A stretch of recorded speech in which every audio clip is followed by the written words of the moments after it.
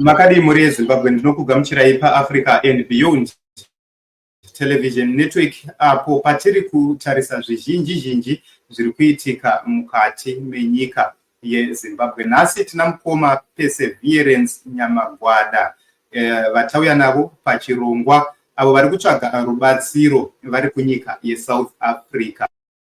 Nyaya yavo inosuwisa, nyaya yavo inorwadza zvikuru.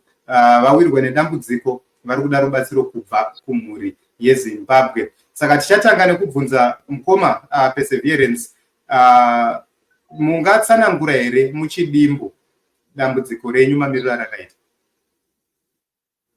Ndakasangana netsaona mugore rino ra2024 musi wa3 February. Ndakadhumwa nemunhu akatiza ndichiti ndiri kuenda kubasa. Ndakatozopepuka ndamuchipatara kuTembisa Hospital.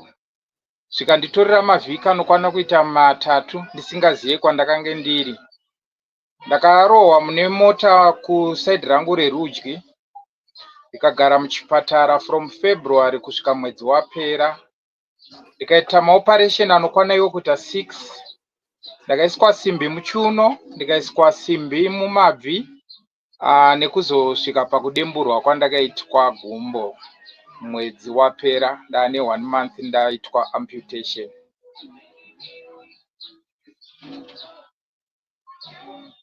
Okay, saka rubatsiro rwamungada kumhuri yeZimbabwe rwakamira sei? Chekutanga, kumusha munobva kupi?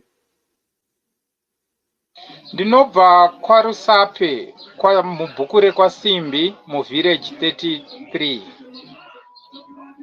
Rubatsiro rwandiri kutsvaga kumhuri yeZimbabwe kune vese vakateerera, dai ndakwanisa kudzokera kumusha, nekuti izvozvo handichashanda. Ndiri kugara nemwana wamuri kuona uyu mukomana anonzi Ofti Perseverance Junior. Saka ndiri kuona kuti tatonyanyoremerwa nekuti handichashanda. Saka rubatsiro rwatiri kunyanyokumbirisa kumhuri yeZimbabwe, dai tagona kuwana mari yekukwira. Kana tasvikawo kumba kwaRusape, dai tawana wedu rubatsiro kana kuti titange kanawo zvimapurojekiti, nekuti kana usisina gumbo watoremara. Chekupedzisira ndenge ndichikumbirisawo rubatsiro rwokuti dai zvaikwanisika ndikawanawo rubatsiro rwokuti ndiiswe artificial leg kana kuti prosthetic leg. Nofunga upenyu hwedu nevana hunogona kuenderera mberi. Pari zvino zvinhu zvakaoma, handisi kuenda kubasa, handisi kushanda, kugara muno murato dambudziko.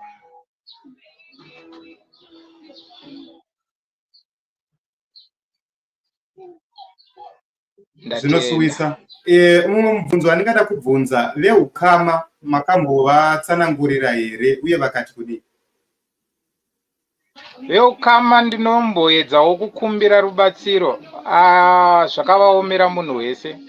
Mwanenge achiti ndiri kuitawo security kumba, mari yacho ndotambira kana $130, ndobhadhara rendi ipapo, kuzokwira chikafu nevana. Ndonzwisisa hangu kuti zvinhu zvakaomera munhu wese. Ndakaedza nepandogona napo kuti vandibatsire, but mari hapana. Titoriwo musha wokuti zvinhu zvedu hazvina kutimirira musha, tiri kutambura. Saka anokwanisa kubatsirawo umwe chaizvo hapana.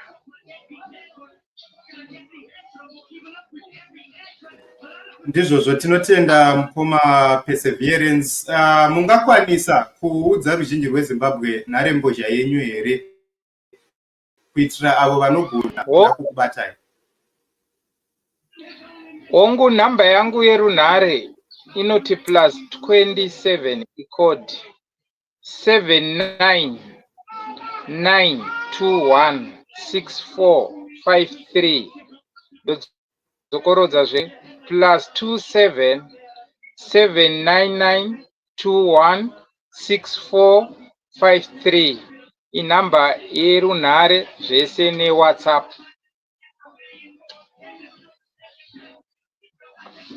Tinotenda mukoma. Ticharamba tichikubatsirai kuti mugone kunge muchiwana rubatsiro, kuti munge muchibatsirika. Saka mhuri yeZimbabwe ndiyo nyaya takatarisana nayo. Mukoma Perseverance Nyamagwada vari kutsvaga rubatsiro rwenyu. Vari kuti vakasangana netsaona vakazosvika pakuti gumbo ravo ringe richibviswa. Saka kune vanoda kubatsira, vabatei panharembozha yavo kana kuti bata panharembozha yedu yemazuva yese paAfrica and Beyond Television Network inoti 078344078 iri namba yekuZimbabwe paWhatsApp. Izvozvo zvinogona kutibatsira kuti tinge tichibatana mukoma Perseverance, tinzwe kuti vagona kunge vachibatsirika sei. Vari kuti ivo chavari kuda ndechekuti vange vachikwanisa kubatsirwa kudzokera kumusha, kuti vange vachindobatsirika varipo kunzvimbo yekwaRusape. Ndinotenda muri Zimbabwe avo vari kuona program ino, ndinotenda muri Zimbabwe avo vachabatsira kuti zvinge zvichifamba zvakanaka. Mashoko enyu ekupedzisira kuvanhu veZimbabwe mukoma Percy. Mashoko angu ekupedzisira mukoma, ndinoshuwira kuti ndibatsirike, ndiwanewo rubatsiro sevana vevamwe, ndidzoke kunyika yechiberekerwa, nekuti kuno ndanyanyotambura nekushungurudzika zvakanyanya. Mwedzi wapera takatombokandirwa zvinhu panze nekutadza kubhadhara rendi, saka ndiri kuona kuti kumusha kuri nani. Tinotenda mukoma, tinoramba tichinamata kuti Mwari vakuitirei zvakanaka. Ndatenda hangu mukoma.